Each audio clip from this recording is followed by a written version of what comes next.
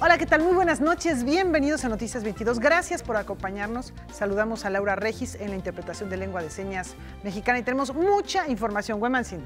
¿Qué tal, Laura? ¿Qué tal, amigos? Es un gusto comenzar la semana con ustedes. Tendremos mucho de qué hablar en diferentes rubros del conocimiento, de la cultura, pero también de la literatura. Fíjense que los escritores viajan en metro. Así es, un querido amigo nuestro estuvo presente en el Museo del Metro y vamos a contarles de qué se trata mucho más adelante. Rafael, tenemos también muchas cosas más, ¿verdad? Así es, mi estimado Güema. Laura, muy buenas noches. Buenas noches también a Laura Regis en la traducción de lenguas de seña mexicana. Y hoy, más que platicarles lo que vamos a presentarles como información, les quiero contar lo que tengo aquí en mis espaldas. Es la obra de Noé Katz, este artista que su papá llegó huyendo de los horrores de la Segunda Guerra Mundial, llega a nuestro país. Noé Katz ya nace en la Ciudad de México por allá de los años 50 y se dedica en primer lugar al diseño, después al dibujo y luego a las artes plásticas.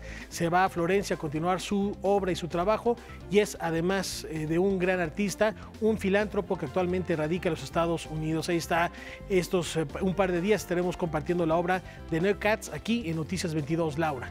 Espléndido artista, muchas gracias por platicarnos de él. Yo creo que ya daremos más detalles acerca de su obra porque vale mucho la pena. Se encuentra en muchas partes del mundo, en Japón, por ejemplo, y hace escultura, pintura y algo que es un híbrido entre ambas manifestaciones, una especie de esculto-pintura, como le llamaba Raquel Tibol. Bueno, tenemos más de literatura, un festival de poesía dedicado a las lenguas originarias y que lleva el nombre de Carlos Montemayor, uno de los grandes defensores y grandes divulgadores de la cultura de los pueblos originarios. Y ya estás preparando maletas. Bueno, el día de mañana tendremos, no, todavía mañana no, el próximo miércoles ya tendremos aquí en Noticias 22 nuestro segmento desde el Festival Internacional Cervantino a partir del próximo 10 de octubre hasta el domingo 28. Bueno, nos falta comentar muchas cosas más de lo que tendremos entonces, ¿no? ¿Comenzamos? Comenzamos.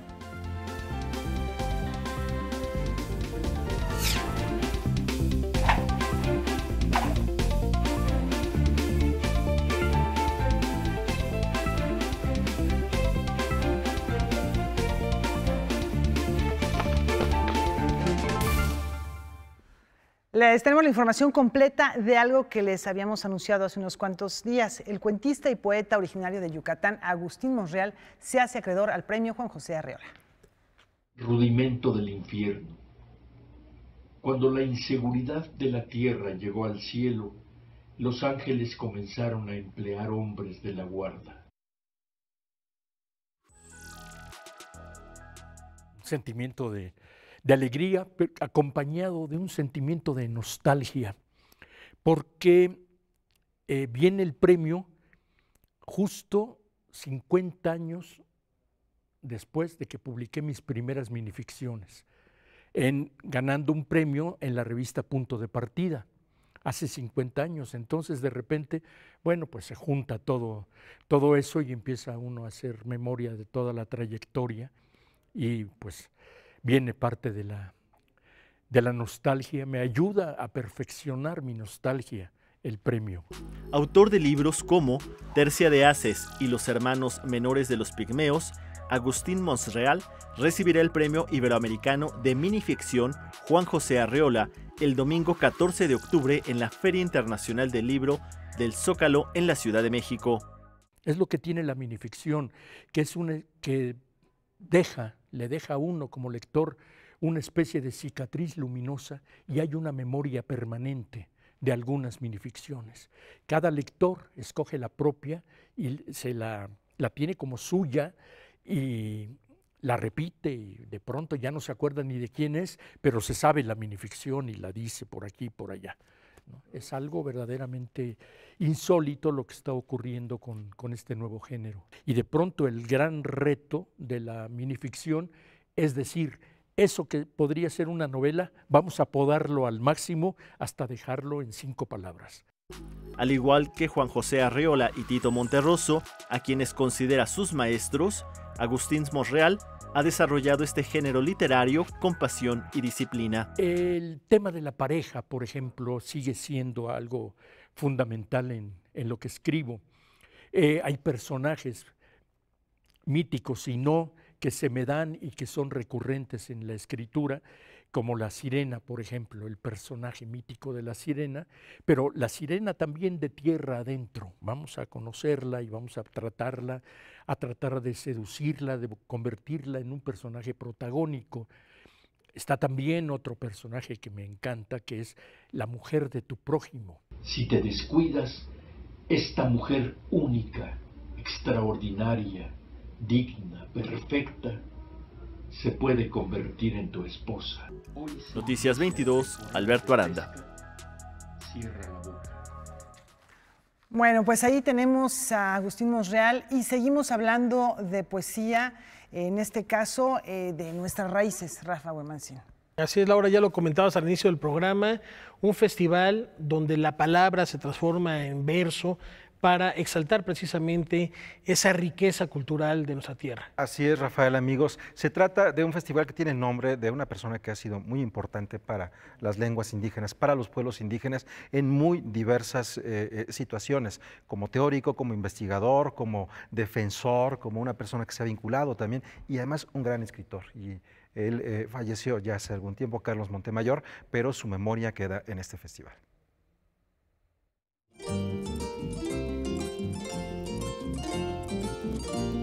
Con la intención de dar presencia y exposición a las lenguas originarias, surge el Festival de Poesía Las Lenguas de América Carlos Montemayor.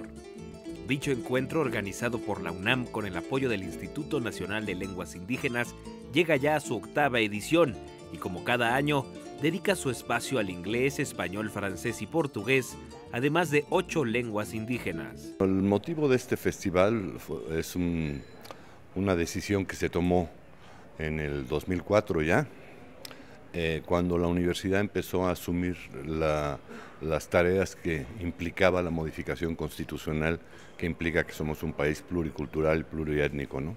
Entonces, uno de los temas esenciales para empezar era un poco el relevamiento, el reconocimiento de las lenguas, ¿no? Y un poco entender que las lenguas todas son iguales, que tienen la misma dignidad. No hay lenguas menores, lenguas mayores o lenguas o dialectos.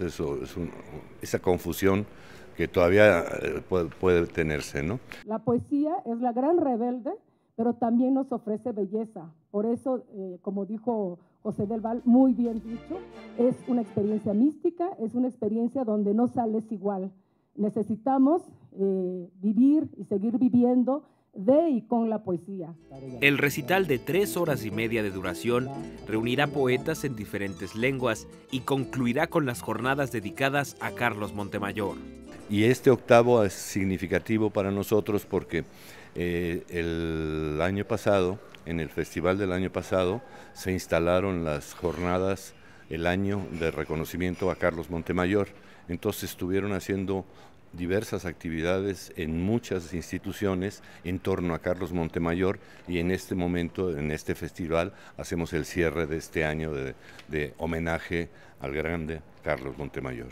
Los poetas invitados para este festival son del caso David Huerta, que va a ser nuestro poeta en español, Humberto Acabal, maya quiché, Natalio Hernández, náhuatl, Eliakura Xihualaf, en mapuche, Margaret Randall, en inglés, Briseida Cuevas, en maya, Víctor Terán, en zapoteco, Ignacio Vieira Melo, en portugués, Luis Dupré, en francés, Freddy Chicancagua, en quechua, y Juana Peñate, en chol, y Sara Monroy, seri, cosa que es muy significativa porque los seris es muy raro que puedan participar en estos eventos, ¿no? El Festival de Poesía Las Lenguas de América Carlos Montemayor se llevará a cabo el 11 de octubre en la Sala Nezahualcóyotl de la UNAM a las 18 horas.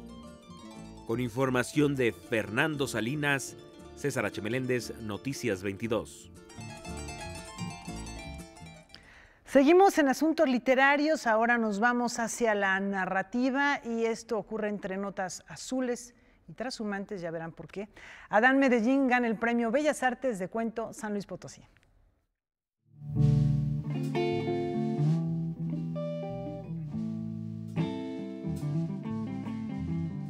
El blues es un género musical que está lleno de historia. hay gente que lo vincula a finales del siglo XIX, principios del siglo XX, tiene un origen muy misterioso, está lleno de influencias, hay desde gente que cree que viene de África, gente que cree que viene de las comunidades religiosas al sur de Estados Unidos, con sus cantos. Hay también una tradición muy fuerte de canciones de campo, de canciones de trabajo e incluso canciones carcelarias. El género me gusta muchísimo. Empecé a ver que había toda esta capa, ¿no?, profunda, como un poco el delta del Mississippi, ¿no? Lodosa, porosa, llena de vida por abajo, y quise ir hacia ellas, ¿no? Quise ir porque yo veía en las canciones que había mucho de esa vida transformada en música, ¿no? Y aparentemente una música muy sencilla, muy simple, con estructuras aparentemente muy asequibles, pero que guardaba una profundidad tremenda de significados, ¿no?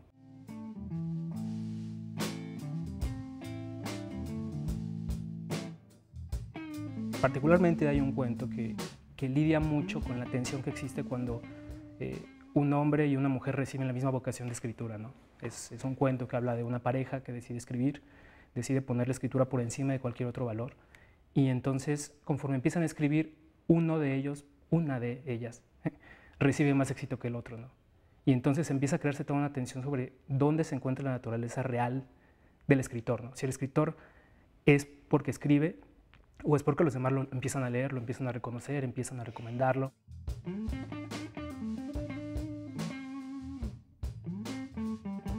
El cuento trabaja obviamente desde la intensidad, desde la tensión, y además tiene esa capacidad de síntesis que permite concentrar toda una vida, todo un momento del destino humano en unas pocas páginas, ¿no? Y por eso yo creo que es un género que está muy vivo en este momento, porque vivimos tan rodeados de estímulos tan inmediatos, vivimos tan rodeados de redes sociales, tan rodeados de buenas series, tan rodeados de otro tipo de contenidos que nos atrapan y nos sueltan en unos momentos, y el cuento te da esa posibilidad de entrar totalmente en un universo de ficción con sus propias reglas bien específicas, nadar en él, coquetear con él y después salir y conocer otro universo.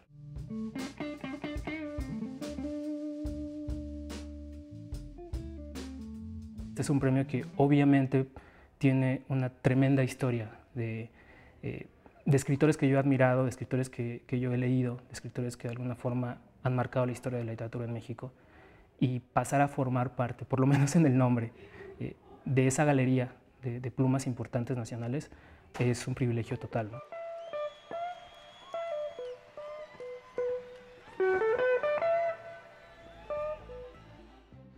Vamos a hacer una pausa, pero antes queremos enviar un abrazo con mucho, mucho cariño a la familia, a los amigos, al hijo de la especialista en literatura novohispana y literatura española del siglo de oro, Margarita Peña. Ella falleció a los 81 años pasado, a los 81 años, víctima de un infarto este fin de semana, ayer a la 1 de la tarde. Así que le mandamos verdaderamente un cariñoso abrazo a su hijo, colega, también periodista en Canal 11, Federico Campbell Peña. Y asimismo lamentamos la partida del arquitecto y docente Fernando López Carmona. Esto ocurrió en la ciudad de Querétaro. Su comprometida trayectoria fue marcada con los más altos reconocimientos, entre ellos el Premio Nacional de Ciencias y Artes, la Medalla Bellas Artes del IMBA. Y bueno, en esta misma sección queremos aprovechar para enviarle un fuerte abrazo al doctor Barnés de Castro. Él tuvo un accidente en Portugal, un accidente automovilístico, donde lamentablemente falleció su esposa. Vaya pues, hasta Portugal, nuestro abrazo y una pronta recuperación, no solo de las heridas causadas por este accidente, sino de esta lamentable ausencia. Bueno, con esto hacemos una pausa, volvemos con más aquí en Noticias 22.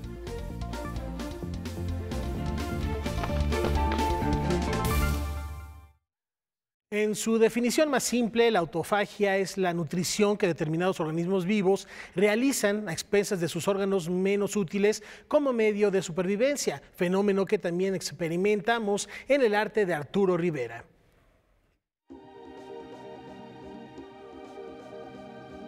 Ahorita tengo la oportunidad de exponer en la Ciudad de México porque el claustro de Sor Juana me invitó, ¿no? El claustro, la Universidad del Claustro. ¿Y por qué pasa esto?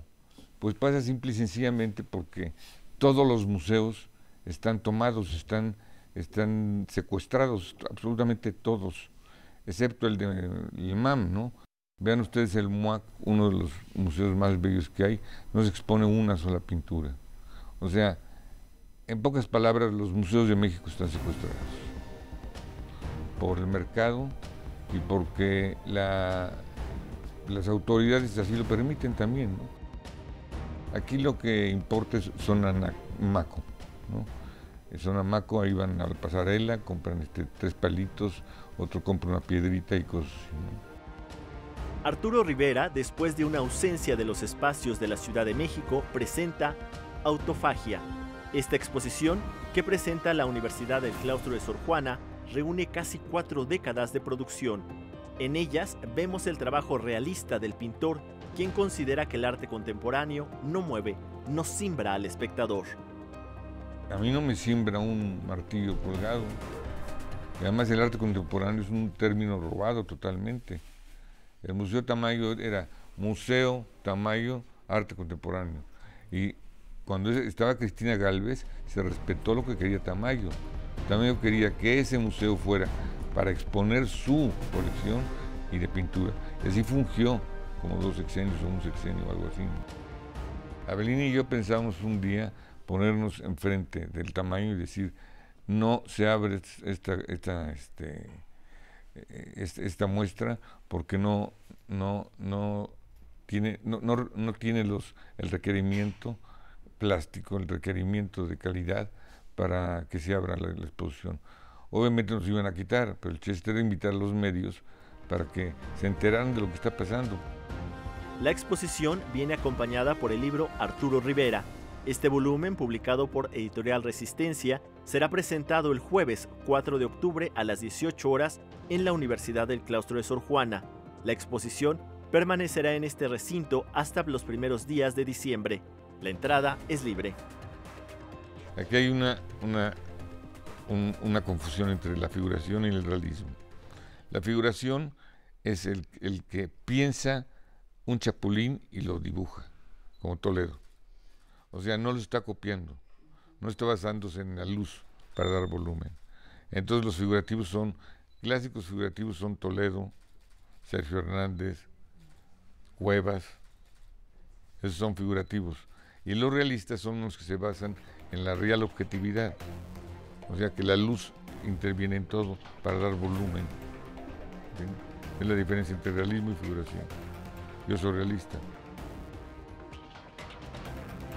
Noticias 22, Alberto Aranda. Bueno, impresionante siempre el trabajo de Arturo Rivera, para quienes disfrutan de este, digamos, hiperrealismo en cuanto a la técnica. Es un trabajo muy, muy sólido y yo creo que con una constancia tremenda, ¿no? Y haces una recomendación en torno a este destacado artista en redes sociales, ¿no? Efectivamente, porque él tiene la costumbre de publicar cotidianamente la imagen de alguna pintura del arte clásico con una explicación, ¿no? Entonces podemos ver ahí, ya sea Rembrandt o Caravaggio, qué sé yo, y con una explicación de un artista que sabe lo que está diciendo, pues la verdad es que vale la pena seguirlo. Bueno, pues sí, para una invitación, un guiño para meterse en la red y que el morbo funcione de una manera diferente, efectivamente, ¿no? Efectivamente. A ver qué va a decir, de quién va a hablar. Bueno, vamos ahora a otra cosa. Ante un inevitable y fatal desenlace, Jimena decide dar rienda suelta, ¿qué será? ¿A sus instintos? A sus instintos básicos. No tiene que ver con la película, pero es así como muy básico. En la Sala Javier Villaurrutia del Centro Cultural del Bosque está en temporada la obra Jimena Perrona. Es una mujer amante de los perros que se entera que tiene una enfermedad crítica y decide, dado que está acostumbrada a poner fin al ciclo de sus perros, porque lo cumplen antes que ella, toda su vida los ha tenido y ha tenido que lidiar con el fin de ciclo de sus perros, se plantea uno para sí misma, un fin de ciclo. Acompañada de Pelos, Toña, Sargento, Remigio, Canela y Murciélago, Jimena invita a disfrutar la vida al máximo. Vamos a chuparle sus jugos a estos días. Es el cuestionamiento que hacemos en esta obra, el cómo estamos viviendo hoy por hoy. El personaje se cuestiona la vida propia y la que observa en su entorno.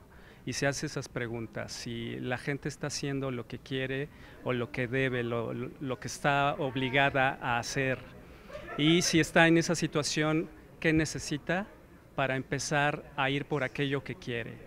Jimena Perrona es un monólogo interpretado por Lisby Cuellar, acompañada únicamente por una silla y un escenario lleno de posibilidades que surgen gracias a la imaginación del público. Para mí el vacío es la oportunidad de cargarlo de significado y de sentido. Lo veo como una oportunidad enorme para potenciar todas las facultades del espectador, la imaginación, por supuesto. Y más cuando tengo, como en este caso, una actriz fabulosa que puede hacer esa complicidad con los espectadores y que tiene la capacidad de darle forma a lo que no está en el escenario. Va a estar los lunes y martes a las 8 de la noche en la Sala Villaurrutia del Centro Cultural del Bosque. Vengan a verla y verán que van a llevarse una gratísima reflexión y, lo mejor de todo, un replanteamiento de cómo están viviendo y qué pueden hacer para ir por aquello que realmente desean.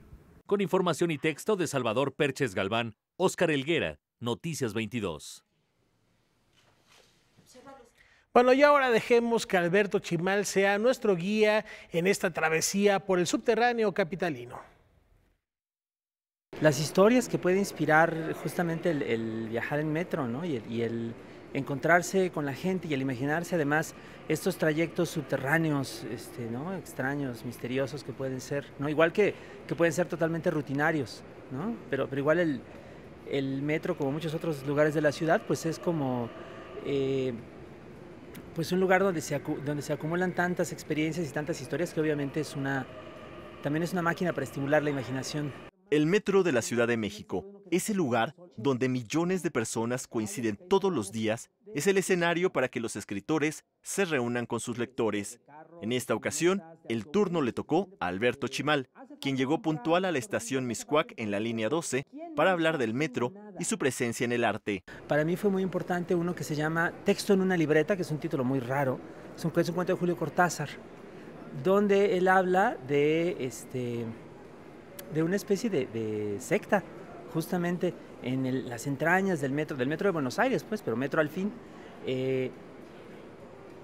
Y el personaje va como investigando una serie de desapariciones extrañas que lo llevan a descubrir esta especie de sociedad secreta en lo profundo del metro. Otro cuento que leí de este autor estadounidense que era muy popular en el siglo XX, de Isaac Asimov, que tiene su cuento fantástico que se llama El hombrecito del metro, que también es otro encuentro extraño con un ser medio sobrenatural que lo lleva a cierto lugar que no se conoce, que no está en el mapa de las rutas del metro, ¿no?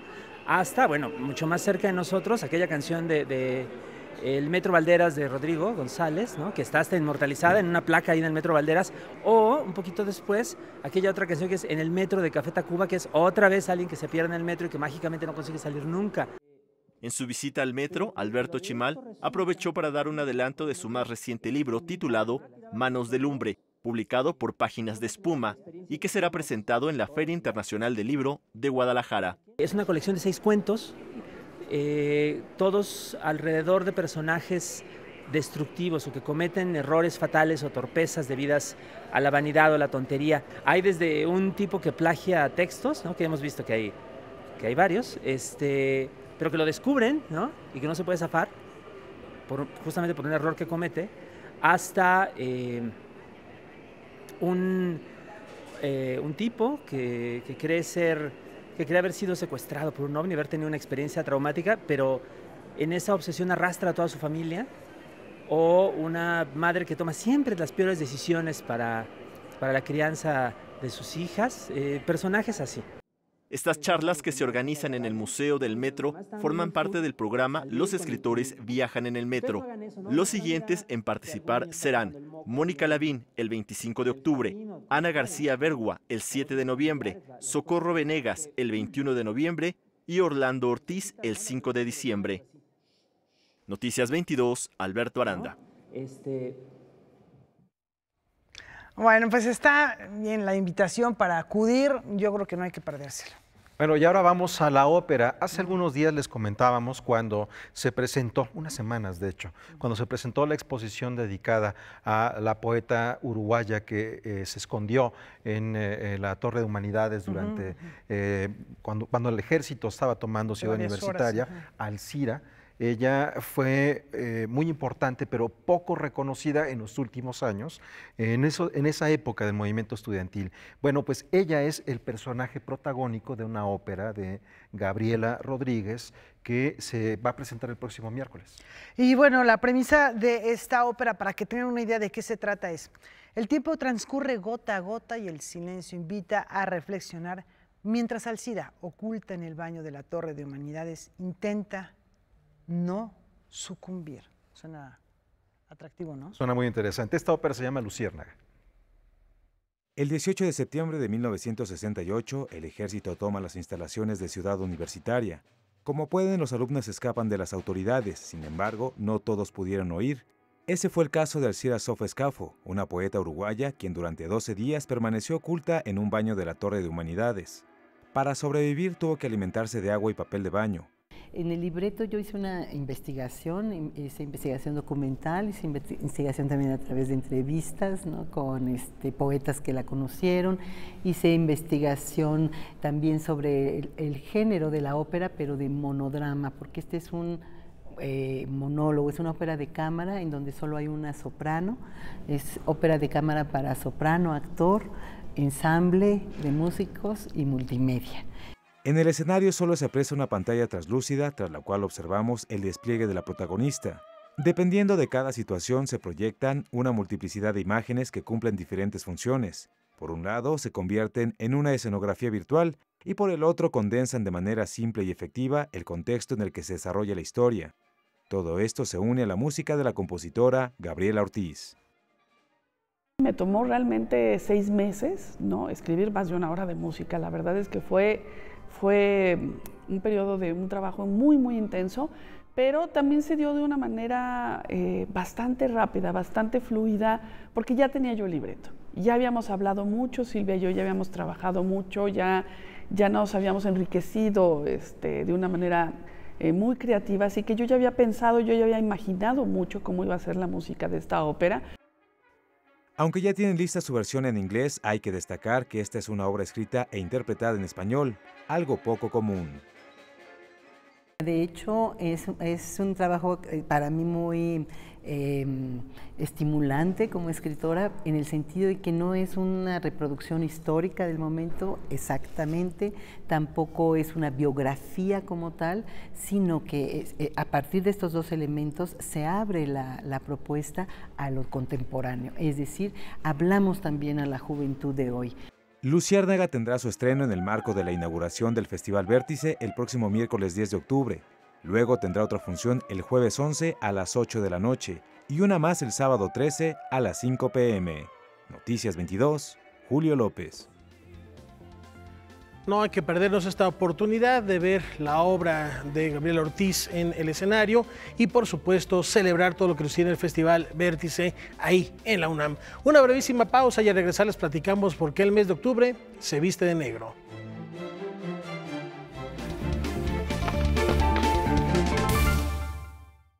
El Museo Nacional de Antropología será la sede de la 3ª conferencia de la cátedra Eduardo Matos Moctezuma Lecture Series, instituida por la Universidad de Harvard, que en esta ocasión va a correr a cargo del doctor Alfredo López Austin, quien es un muy reconocido investigador emérito, especialista en historia mesoamericana. El próximo martes 9 de octubre, el doctor Alfredo López Austin participará en la cátedra Eduardo Matos Moctezuma de la Universidad de Harvard. Esta es la primera serie de conferencias que se crea en honor a un mexicano en 400 años, casi 400 años de historia de la universidad. Se escogió al maestro Eduardo Matos, quien creemos representa de la mejor manera la excelencia de la antropología, la arqueología y el estudio de la historia de México.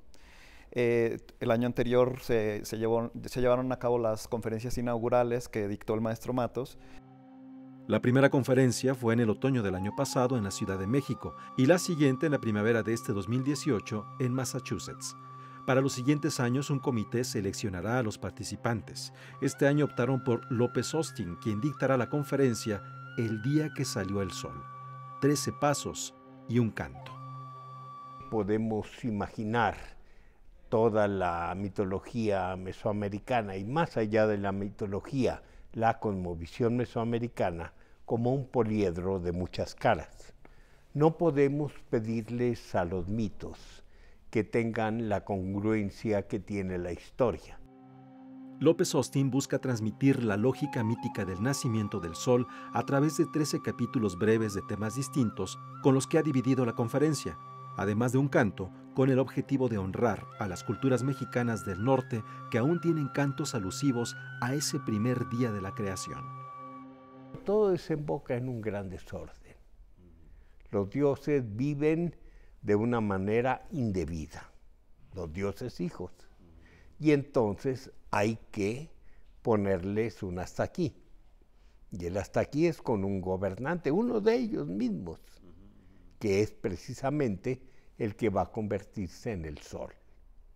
Y entonces este señor sí ordena todo, dicta sus leyes, establece obviamente la manera de circulación del tiempo en este mundo, o sea, una cosa totalmente distinta de la del otro tiempo-espacio, y es el que regula cotidianamente todo lo que existe aquí. Tan pronto como termine el ciclo de la cátedra en la Ciudad de México, estaremos anunciando, este comité estará decidiendo, comité de profesores, de académicos, tanto mexicanos como estadounidenses, vamos a estar anunciando la nueva persona honrada con la cátedra Matos Moctezuma. La cátedra Eduardo Matos Moctezuma será impartida por Alfredo López Austin el próximo martes 9 de octubre a las 19 horas en el auditorio Jaime Torres Bodet del Museo Nacional de Antropología.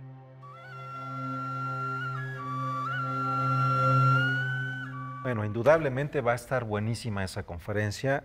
Alfredo López Austin, uno de los también muy importantes investigadores y conocedores de las culturas antiguas de esta parte del mundo. Y habla de tradición, habla de idiosincrasia, también de esta fusión de culturas. Y lo que les vamos a platicar también de alguna manera tiene que ver con esto, con este transitar de la época prehispánica, pasando por la colonia y llegando a nuestros días, con una figura que es también ya muy arraigada a nuestra idiosincrasia, que es la Catrina. Así es, ya está preparando sus mejores galas. Veamos de qué se trata.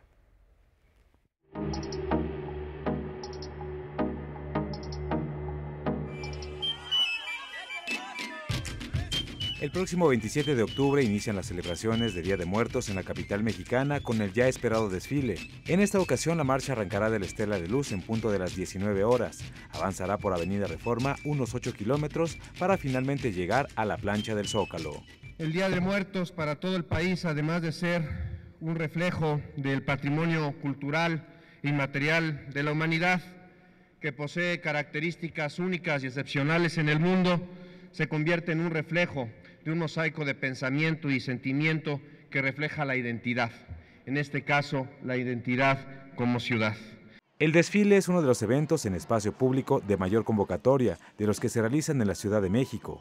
Este año se espera una asistencia de 1,5 millones de personas, pero solo es una parte del festejo, pues como ya es costumbre, la ofrenda monumental estará montada en el corazón de la capital mexicana. Y este año es la celebración de muertos, la ofrenda de muertos está dedicada a los migrantes. Es la ofrenda que la Ciudad de México le hace a sus muertos migrantes, tanto a los que se han ido y han quedado en el camino, como los que han llegado a la ciudad de diferentes partes del país e incluso del extranjero. Este año las actividades culturales y artísticas cambian de formato. Todas se realizarán entre los pasillos de la mega ofrenda, permitiendo a los asistentes un mayor contacto con los artistas. El año pasado asistieron 9 millones de personas y en esta edición pretenden superar la cifra. Quiero comentarte que la celebración de muertos en la Ciudad de México tiene que ver con todo lo que delegaciones, museos, universidades, colectivos artísticos, ciudadanía, realiza en su hogar con motivo de esta celebración. Entre las actividades destaca la rodada nocturna que se realizará el 3 de noviembre a las 19 horas en el bosque de Chapultepec. Ese mismo día, la cantante Eugenia León ofrecerá un concierto en el Monumento a la Revolución. Noticias 22, Julio López.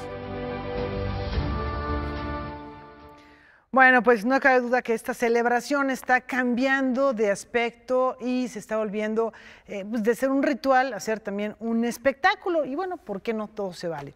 Y todo está listo para otra celebración en la 10ª edición del Festival Octubre Negro 2018, que conmemora y que recuerda la cultura dark en México.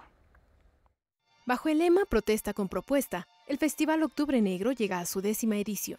Este año la cultura dark conmemorará el 50 aniversario del movimiento estudiantil de 1968 a través de música, fotografía, literatura y cine. Y vamos a trabajar un poco rindiendo un homenaje a la señora Nacha Rodríguez, quien ha sido militante, quien ha sido una persona que ha luchado desde el 68 hasta estos años por los derechos humanos, por los derechos de los estudiantes, por el trabajo de la gente como tal, y vamos a rendir un homenaje en vida. Y en la parte musical tenemos a Román, un cantautor mexicano, quien emanó de la escena oscura y ahora se traspola un poco hacia el terreno de la trova, y quien compuso algunos temas para esta situación, un performance de Verónica Maldoror, y bueno, pues esperamos contar con la presencia de gente. Es un evento completamente gratuito. Impactar de forma positiva en la sociedad con las actividades que realiza este festival es otro de los objetivos del encuentro, que contará con diferentes sedes en la Ciudad de México y que se realizará hasta el 27 de octubre. Esta edición muy en particular vamos a tener eventos pro animal, así como eventos contra la lucha del cáncer, como es el ejemplo del homenaje a Rita Guerrero, que llevaremos a cabo el 13 de octubre. Como bien saben, Rita Guerrero, ex cantante de Santa Sabina, muere a causa del cáncer, y es un grupo que finalmente tuvo impacto para con nuestro sector. Noticias 22, Karen Rivera. Bueno, para los darkies. Así es. Después de esto hay algo que es súper interesante, y ahora estabas bromeando, Rafael, sobre este mensaje se puede destruir en 5 segundos y eso puede hacer que valga más. Y no estamos hablando de una secuela de Misión Imposible, sino de una obra de arte de Bansky que ha vuelto a dar mucho de qué hablar, y esto es parte, Laura, de lo que vamos a ver a continuación. Efectivamente, vamos a dar una vueltecita al mundo y tenemos esto y otras notas. Los estadounidenses William D. Nordhaus y Paul Romer fueron reconocidos con el Premio Nobel de Ciencias Económicas 2018 por sus propuestas metodológicas, aunque no hayan llegado a conclusiones definitivas. Ambos galardonados han estudiado el cambio climático y las innovaciones tecnológicas en el análisis macroeconómico. Este 2018 el Premio Nobel de Economía cumplió 50 años y no es un Nobel original. Este es entregado por el Banco de Suecia y no por la Fundación.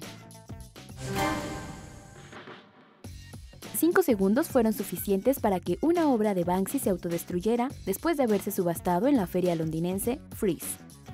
La acción se realizó en una puja que organizó Sotheby's y en la que la pieza, que era una copia de Niña con balón, alcanzó un precio de 1.2 millones de euros.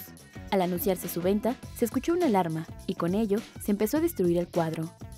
Banksy compartió el hecho en sus redes sociales bajo la leyenda "Se va, se fue". Un títere resplandeciente y gigante presionó el botón de la torre de televisión en Berlín, con el cual encendió y comenzó el 30º Festival de las Luces en la capital alemana. El encuentro concentrará a diversos artistas que trabajarán con fuegos artificiales e iluminarán, en ocasiones, los más de 70 recintos emblemáticos de la ciudad. La Puerta de Brandenburgo, la Catedral de Berlín y el Marienkirche serán algunos de los sitios con proyecciones.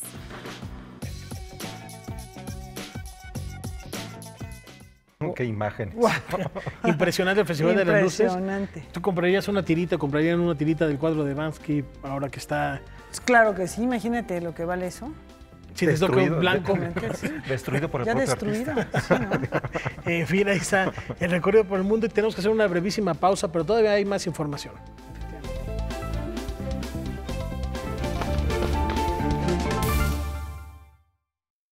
Bueno, continuamos aquí con más Noticias 22, Rafael. En este caso tiene que ver con una gran conocedora de la lengua. Protagonista de la literatura mexicana, Sara Pot nos revela el verdadero poder de la palabra escrita. Para la escritora yucateca Sara Pot Herrera, la literatura, la palabra escrita y hablada son algo más que una serie de letras unidas o sonidos. Para ella son potentes herramientas de cambio social. Hace unos días, en el marco del ciclo Protagonistas de la Literatura Mexicana, fue reconocida por su labor como promotora cultural e investigadora. Tal vez sea la primera vez o de las primeras veces que se hace una distinción, no una persona, sino una tarea de la investigación, en la docencia, en el compromiso con los estudiantes, con los otros colegas, con una asociación que trabaja día con día, cada quien en su lugar de trabajo, ¿sí?, con nuestra cultura. Su amiga Carmen Beatriz López Portillo se encargó de moderar la mesa, en la que Elena Poniatowska y David Huerta charlaron con la también cofundadora de la Asociación Yusi Mexicanistas, organización que tiene como fin enaltecer la cultura mexicana a través de la investigación. Es un compromiso con la cultura de México, fuera y dentro de México. Fuera de México es todavía mayor responsabilidad. ¿En qué sentido? En el sentido que somos ciudadanos dignos de ser respetados por un gobierno. ¿En qué sentido? En reconocer a nuestros paisanos, que la mayor parte de ellos por cuestiones económicas tuvo que emigrar o migrar hacia los Estados Unidos. La doctora en literatura hispánica por el Colegio de México también nos adelantó que su próximo libro gira en torno a Sor Juana Inés de la Cruz, un personaje de la historia mexicana que en otras ocasiones ya ha abordado. En el caso de la genealogía a mí me interesa la de Sor Juana.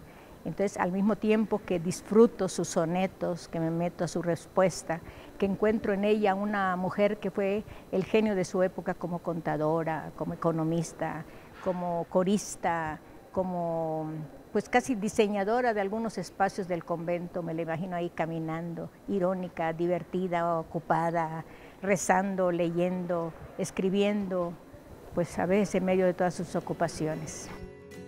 Noticias 22, Julio López. A medio siglo de distancia, un grupo de historiadores reflexiona sobre lo que sucedió antes y después de los meses oscuros de 1968. Parece que el 68 fue ayer.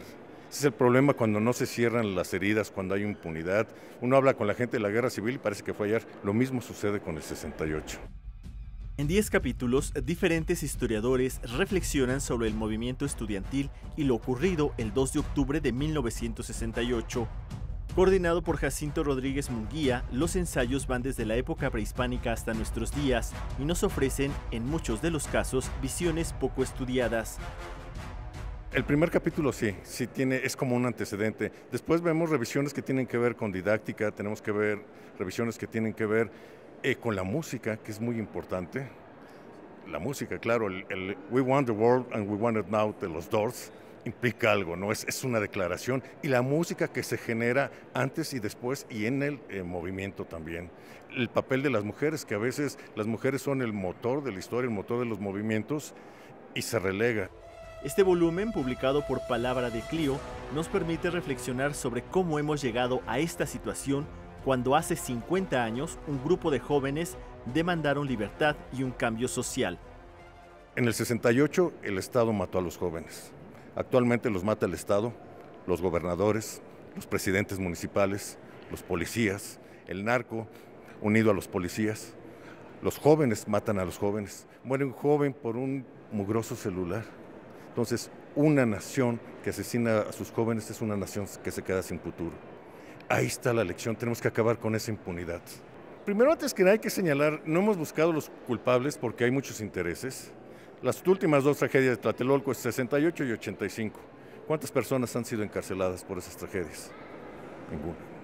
Tenemos que, la impunidad empieza por ahí, hay que señalar a los culpables, pero de manera responsable, de manera objetiva. No hay que irnos a la fácil, hay que hacer una investigación, hay que señalarlos y castigarlos. Noticias 22, Alberto Aranda. Bueno, continuamos con esta reflexión a la que nos llevan 50 años. A la distancia de 1968, bueno, muchas cosas cobran mayor relevancia, ¿no te parece, Rafael? Y se mantienen vigentes. Vamos a ver en esta publicación cómo se da cuenta de lo mismo.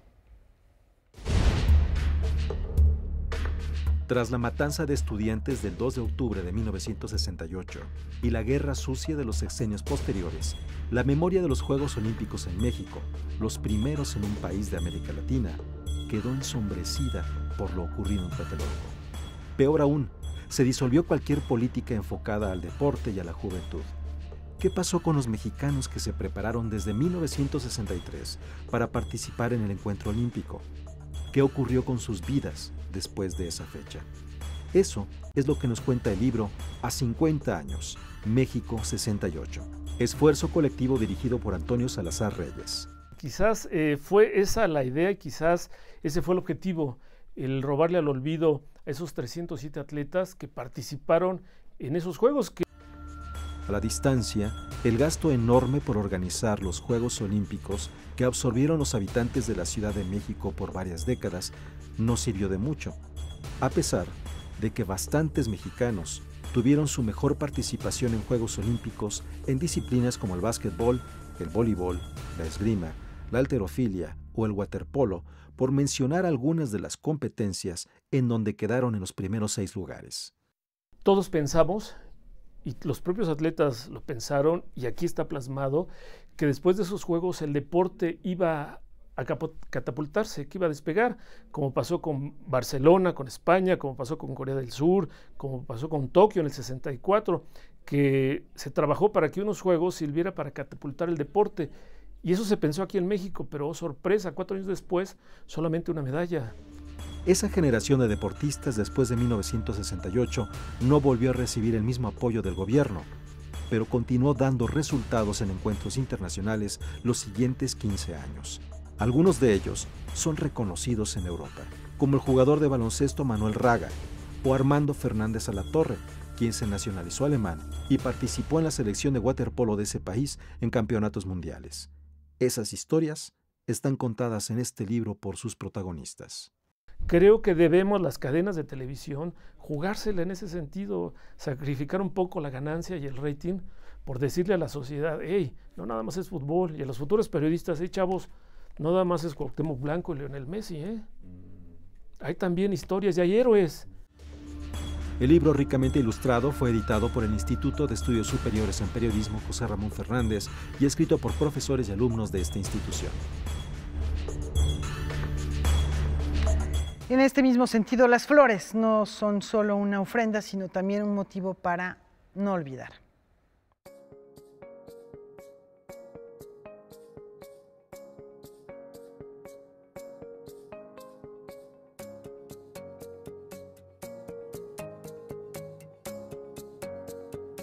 Hace 50 años yo era una niña y solo veía que las mujeres eran más, las oprimían mucho los padres, ¿no?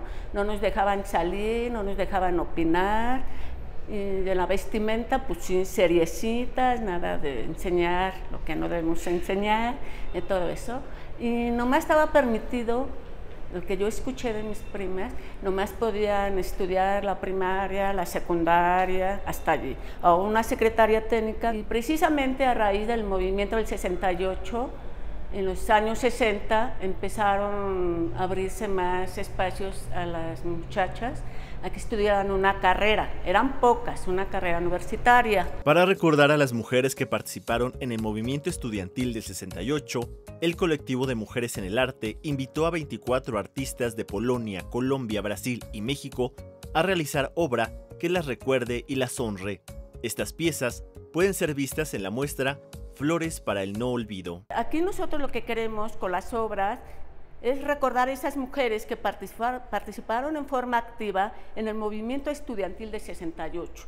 Ellas no solo fueron una parte fundamental, importante en su configuración, ellas lograron una transformación para sí mismas en un proceso donde el deseo de ejercer sus derechos de ciudadanas las hizo presente en un ambiente de protesta, inconformidad y rebeldía. La muestra Flores para el no olvido permanecerá en el Centro Cultural Javier Villaurrutia hasta el 21 de octubre y es un llamado para que la historia oficial reconozca a las mujeres del 68. De las que sí tengo memoria, las que recuerdo muy bien, es la Tita y la Nacha. Son las que más que yo sé, lideraron el movimiento estudiantil, pero muchas de ellas las marginaron, los padres no las dejaban salir, unas las maltrataron, las tuvieron hostigamiento, unas también fueron violadas, encarceladas y otras simplemente desaparecieron. Entonces, muchas no salen a la luz. Noticias 22, Alberto Aranda. Continuamos con la presencia, focalizando la idea, las imágenes en las mujeres, que han tenido una participación muy importante en la iniciativa privada, en organismos internacionales, en academias. Eso se celebra a las mujeres que consagran su vida a la ciencia. Bajo el lema "El mundo necesita de la ciencia y la ciencia necesita de las mujeres", se entregó el premio for Women in Science.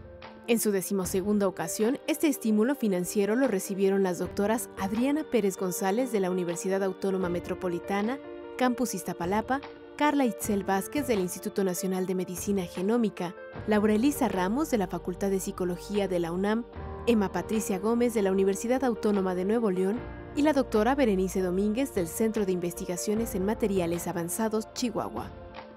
Este es un año en el que recordamos que el mundo no puede caminar sin un 50% en la investigación científica que corresponde al papel de las mujeres, que no puede haber agenda de las Naciones Unidas que no esté comprometida con un equilibrio en temas de género y que la ciencia, la matemática y la ingeniería necesitan una mayor presencia no solo de investigadoras, sino también de mujeres que están en puestos directivos para diseñar el futuro científico de la humanidad. En esta iniciativa participan instituciones como la UNESCO, el Consejo Nacional de Ciencia y Tecnología, la Academia Mexicana de Ciencias y la empresa L'Oréal. Y para su edición 2018, reconoció proyectos como el diseño computacional de antioxidantes que podrían ayudar en enfermedades como el Parkinson, así como propuestas que tienen que ver con la conservación de murciélagos polinizadores de plantas y el desarrollo de olfatos electrónicos que pueden detectar diabetes.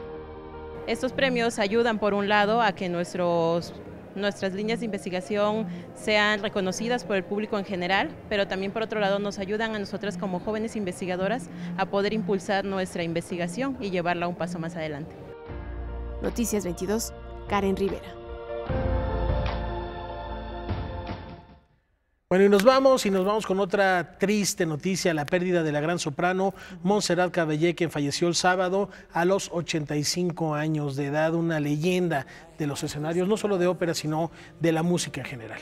Una soprano española muy querida que abarcó ámbitos muy diversos de la música, porque iba desde lo más académico, lo más clásico, hasta la música popular. Y en esos momentos de música popular, ella fue, junto con Freddie Mercury, una de las imágenes de los Juegos Olímpicos de Barcelona en 1992. Inolvidable. Lo que permitió a mucha gente que no la conocía acercarse, reconocer su nombre y acercarse a su música. La última vez que visitó México fue en el año 2000, presentando su disco Roses, precisamente 2000.